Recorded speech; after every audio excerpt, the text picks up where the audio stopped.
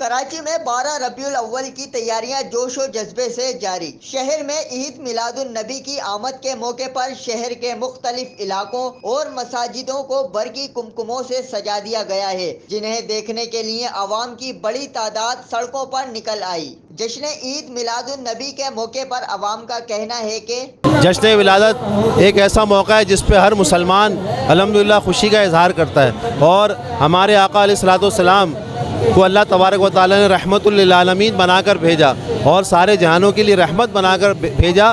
ہر مسلمان الحمدللہ دل و جان سے آپ سے محبت کرتا ہے، اور گویا وہ یہ کہہ رہا ہے کہ نثار تیری چہل پہل پر ہزار عید ربیع الاول، سوائے ابلیس کے جہاں میں سبھی تو خوشیاں منا رہے ہیں۔ جب ہم باہر نکلے ہوئے اپنے بچوں کو لے کے بتاتے کہ سرکار کی آمد ہے اور خوشیاں مناتے ہیں، اور مسجد بھی ماشاءاللہ سجی ہوئی ہے، بہت خوبصورت سجی ہے ماشاءاللہ۔ سرکار کی آمد علیہ وسلم کا میلاد بنایا جاتا ہے انشاءاللہ، اور لوگ آتے ہوئے اور سجاتے ہوئے اپنے گھروں کو بھی سجاتے ہیں۔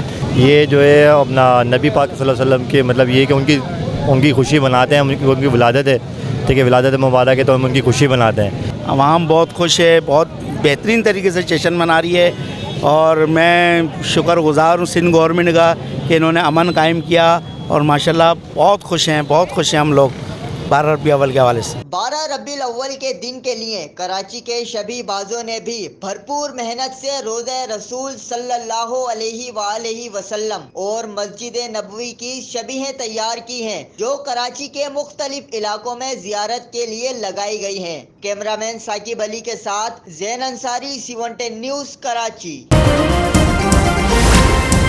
C110 نیوز، خبر کی اصل خبر۔